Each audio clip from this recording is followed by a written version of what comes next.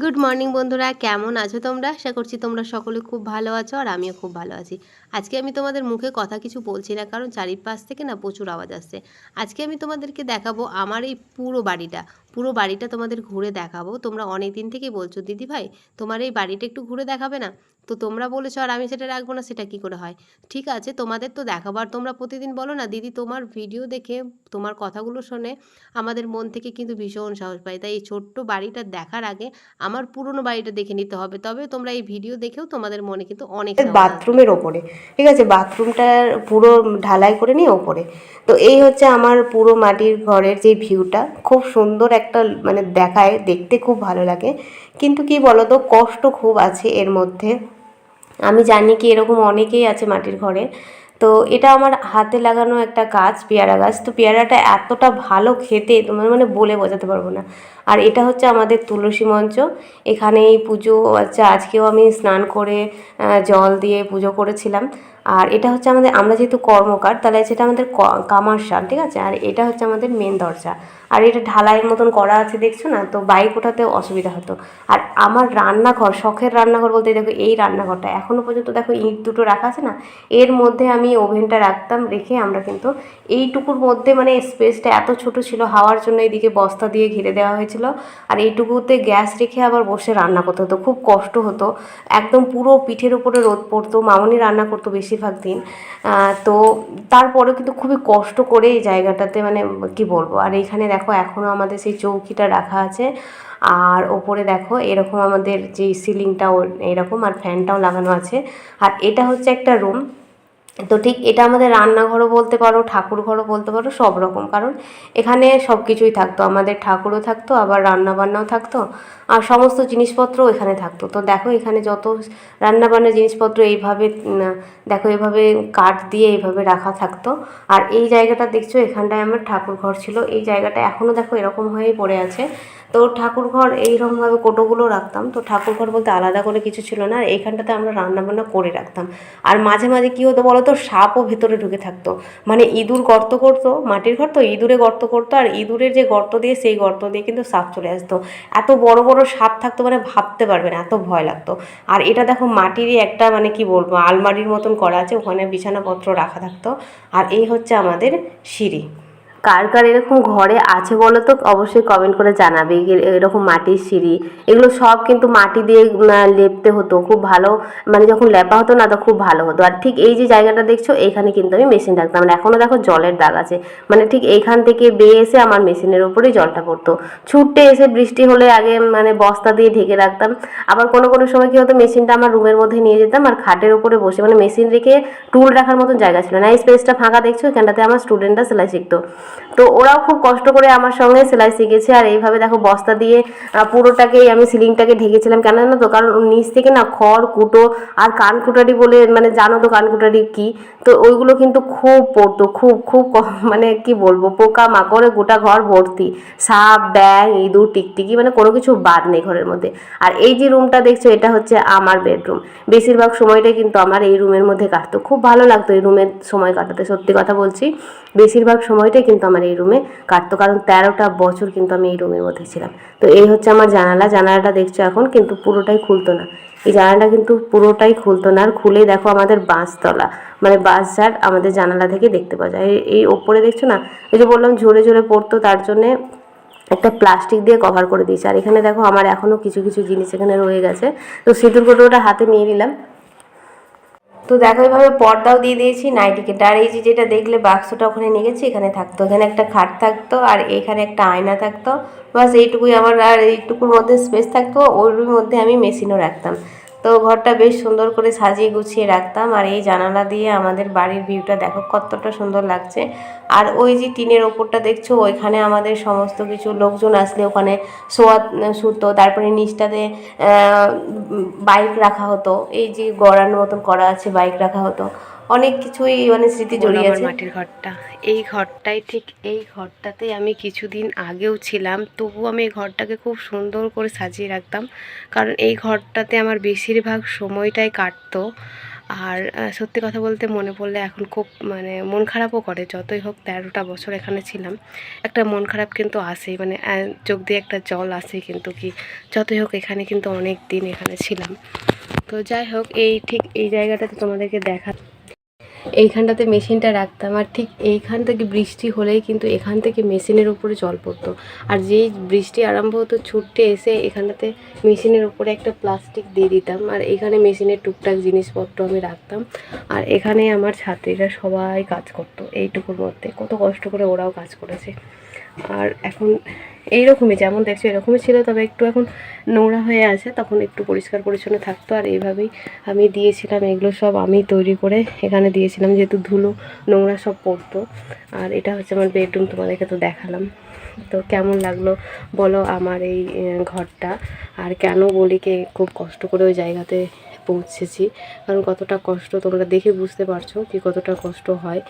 আর পোকামাকড়, বেশিরভাগ দিন ঘরের ভেতরে সাপ ঢুকে থাকতো, তা অনেক বড় বড় সাপ ঢুকে থাকতো। এরকম হতো ঘরে যাচ্ছি কোনো কিছু আনতে, হয়তো বাসন কুসন আনতে, তো বাসন যেখানে রাখতাম সে তার মধ্যেই একটা বড় সাপ ঢুকে বসে আছে বা জড়িয়ে বসে আছে, এরকম পরিস্থিতি যেত। তো ভয় লাগতো, ঘরে ঢুকতেই ভয় লাগতো। তো দরজাতে ধাক্কা মেরে জিজ্ঞাসা করতাম, এই সাপ আসবো তো তোদের ঘরে? তো মানে সমস্ত কিছু, তোমার কোনো কিছু না থাকা নয়, একদম ইঁদুর, বেড়াল, সাপ, ব্যাঙ, এরকম অনেক কিছুই থাকতো এই ঘরের মধ্যে। তো খুব ভালো লাগতো। যাই হোক, কেমন লাগলো অবশ্যই তোমরা বলবে, আমার গ্রামের ঘরটা কীরকম তো লাগলো। দেখলে তো বন্ধুরা আমার সেই পুরনো বাড়ি, নিশ্চয়ই তোমরা বুঝতে পেরেছো কি আমি সহজে কিন্তু এই যে আমার ছোট্ট একটা ঘর করতে পেরেছি, সেটা কিন্তু খুব একটা সহজে হয়নি, খুব কষ্ট করেই হয়েছে। যাই হোক, এটা একদম মন থেকে মানবে না কি আমরা কিছু পারবো না, অবশ্যই তোমরাও পারবে।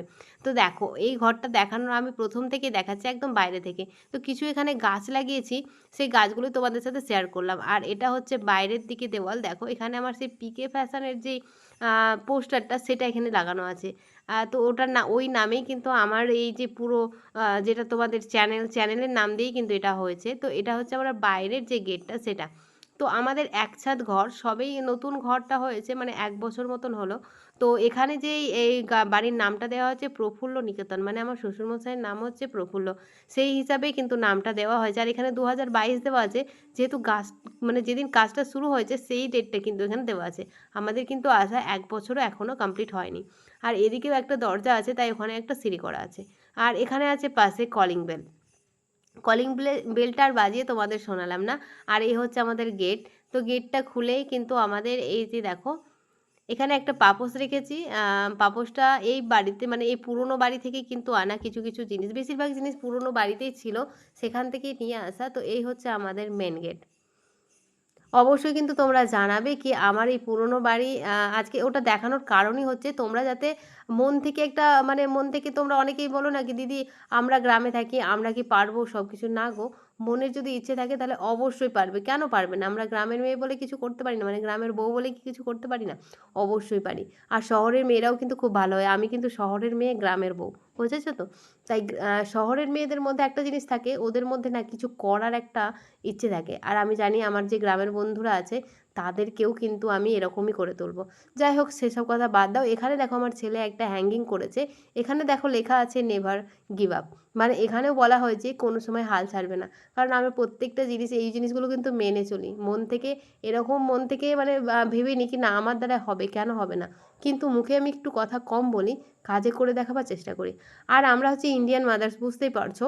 তো এখানে দেখো একটা স্টিক কিনেছিলাম আমি অনলাইনে, আর ওখানে সেই পাথরগুলো দিয়ে একটা পুরনো টব ছিল সেটা দিয়ে এইভাবে আটকে রেখেছি। যাই হোক ওটা হয়ে গেল। ঠিক দেখো ওখান থেকে উঠে চলে এসে আমাদের যে বেসিনের কর্নারটা, সেই কর্নারটা, আর এখানে কাঁচটা দেখছো এত নোংরা হয়ে আছে কেন বলো তো? আমার ছেলে, বুঝতেই পারছো, এমনভাবে মুখ দেবে আর হাতটাকে এমনভাবে জল ছেটাবে না, ওটা প্রতিদিনই এরকম হয়। যাই হোক তোমাদেরকে যে আজকে আমি এই যে হোম ট্যুর দিব মানে সেটা আমি কিন্তু একদমই চিন্তা ভাবনা করিনি, হঠাৎ করেই মনে হলো চলো তোমাদের দেখিয়ে দিই। আর আমার জানো তো হঠাৎ হঠাৎ যেটা মনে হয় সেটাই করে ফেলি। একদম তোমাদের জন্য যে এক্সট্রা করে সুন্দর করে সাজিয়ে গুছিয়ে রেখেছি ঘরটা, একদমই নয়, যেমনটা ছিল ঠিক সেমনটাই দেখাচ্ছি। তো ওখানে দেখলে একটা ছোট বাথরুম ছিল, আর এখানেও একটা ছোট্ট আমাদের বাথরুম। তো মানে এটা খুব একটা ছোট না, ওটা আরও বেশি ছোট। তো আমরা যাই হোক একটা ছাদের তলায় চেষ্টা করেছি সব কিছুই রাখার। তো এটা হচ্ছে আমাদের বাথরুম, আর বাথরুমের সেরকম কি দেখাবো তাও তোমাদের একটু খুলে দেখিয়ে দিলাম। এখান থেকে বেরিয়ে দেখো কর্নার থেকে আমরা বেরিয়ে গেলাম, মানে প্রথমেই ঢুকেই আমাদের আগে বেসিন কর্নারটা, তারপরে এই যে পুরো ডাইনিংটা দেখতে পাচ্ছ। এই হচ্ছে আমাদের ডাইনিংটা, কোনো রকম সাজানো গোছানো নাই, যেমনটা ছিল তেমন করেই রেখেছি। কেমন লাগছে কালার কম্বিনেশন বা ডিজাইন সমস্ত কিছু তোমরা কিন্তু অবশ্যই জানাবে। মাত্র টেরকাটার ওপরেই কিন্তু পুরো ঘরটা আমাদের করা। আর এই হচ্ছে দেখো বেসিন কর্নারের পাশেই হচ্ছে আমাদের রান্নাঘরটা, আর এখন মামনি রান্না বান্না করছে। এখন ঘড়িতে দেখো 11টা 10 বাজে, মানে তো এখন রান্না বান্নার সময়, আর আমি একটু ভিডিও করে নিচ্ছি। আর এই যে ঝাড়বাতিটা দেখছো, আমাদের গৃহপ্রবেশের সময় আমার যত বান্ধবী এসেছিলো তারা এটা কিন্তু দিয়েছে, খুবই সুন্দর লাগে। আর লাইটটা চালিয়ে দেখলাম, না দিনের বেলা তো বুঝতে পারবে না। দেখো রান্নাঘরের পাশে একটা রুম যাচ্ছে, এটা হচ্ছে আমার শ্বশুর এবং শাশুড়ি মার রুম। তো শ্বশুরমশাই বেশ কিছুদিন থেকে অসুস্থ, অসুস্থ বলতে প্যারালাইসিস রোগী বটে, কিন্তু তারপরেও এই ঠান্ডার জ্বর লাগার পরে একটু বেশি অসুস্থ, উনি শুয়ে আছে। তাই আমি ভেতরের মানে ভেতর দিকে আর বেশি ঢুকলাম না, যাতে ডিস্টার্ব না হয় তার জন্য।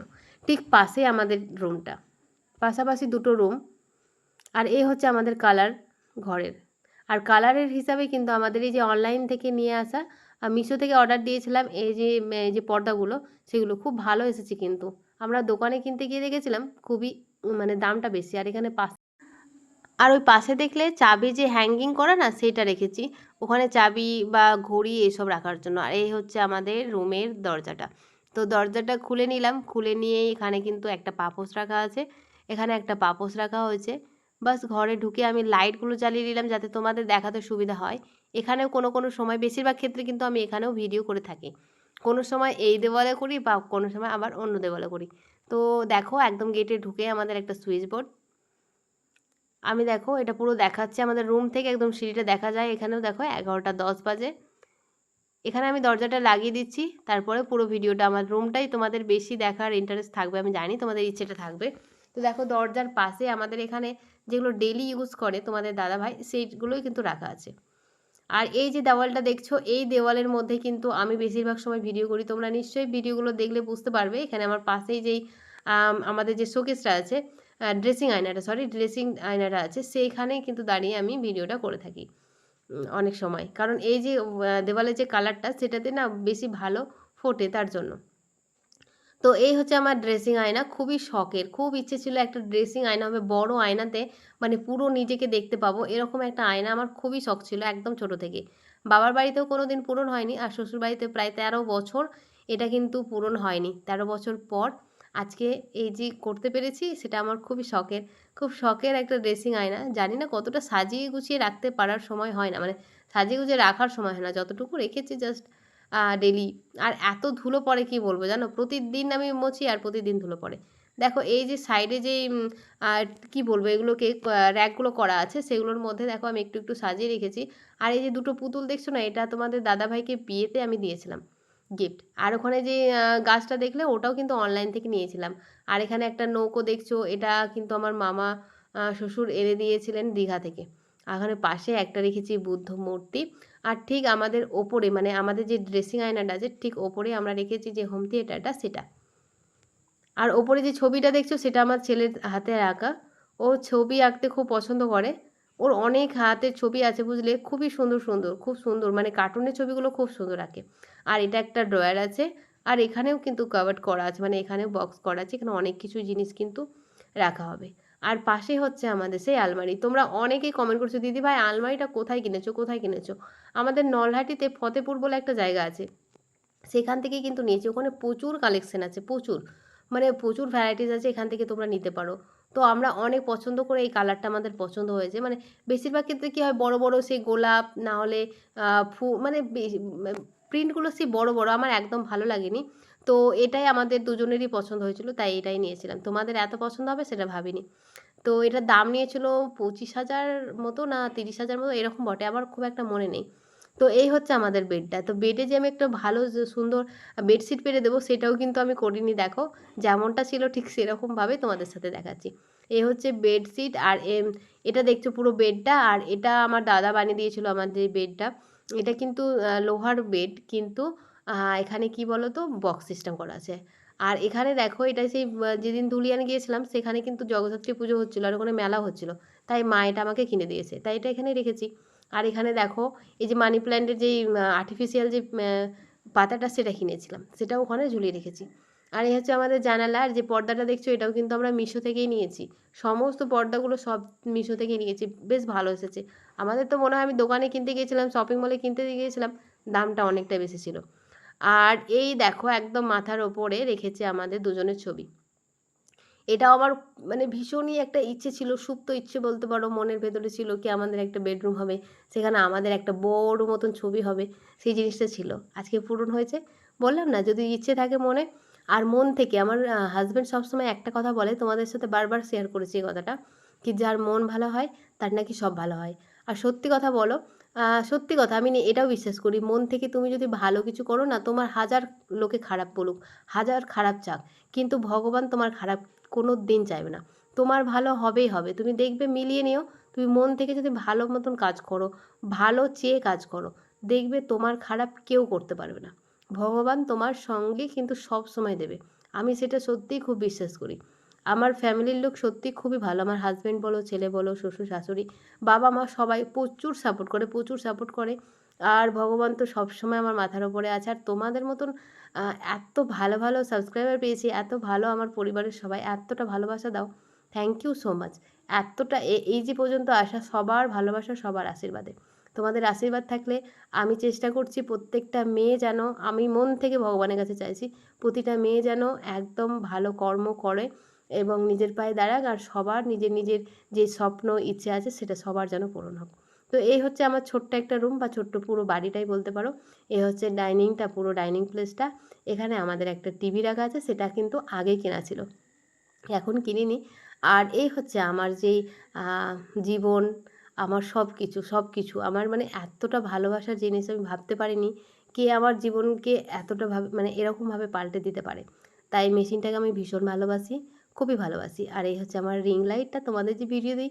আর এখানে পাশে না এই যে কর্নারটা দেখছো, এই কর্নারটা না ঈশান কোণ, তাই এখানেই কিন্তু আমাদের ঠাকুরটা রাখতে হবে। আর তাছাড়া আমাদের জায়গা নেই, তো এই কারণে এখানেই আমাদের যে গোপাল দেখো এখানে রেখেছি। যদি ভবিষ্যতে কোনো দিন করতে পারি তো ওপরে অবশ্যই ঠাকুর ঘরটা সুন্দর করে করব, ওই কোণেই করতে হবে। তার জন্য আমরা ওপরেই ভেবেছি, তার জন্য এখন আপাতত এইভাবেই ঠাকুরটা রাখা হয়েছে। ওপরে অবশ্যই চেষ্টা করব ঠাকুর ঘরটা করার। আর এই হচ্ছে আমাদের সিঁড়িটা। এই সিঁড়িটা আমার কিন্তু খুবই পছন্দের, এই সিঁড়িটা আমার ভীষণ ভালো লাগে। দেখো সিঁড়িটা আমার খুবই পছন্দের। তো এখানে আমি কিছু মানি প্ল্যান্ট লাগিয়ে রেখেছি, সেরকমভাবে সাজিয়ে উঠতে পারিনি গো এখনও অনেক কিছু কেনার বাকি। অবশ্যই যখন যখন কিনবো কোনো কিছু অবশ্যই তোমাদের সাথে শেয়ার করব, তোমরা যদি বলো তাহলে। আর তোমরা যদি এরকম টাইপের ব্লগ দেখতে চাও মাঝে মাঝে, অবশ্যই কিন্তু আমাকে কমেন্ট করবে, আমি চেষ্টা করব তোমাদেরকে এরকম ব্লগ করতে। আর তোমরা যদি চাও তো আমি নতুন একটা চ্যানেল খুলে নিই, চলো। আর চ্যানেল করবো না, এটাকে দেখি। তো চলো এখন টিভিতে সিনেমা লাগিয়ে দিলাম, দেখি। তো আজকের মতন টাটা।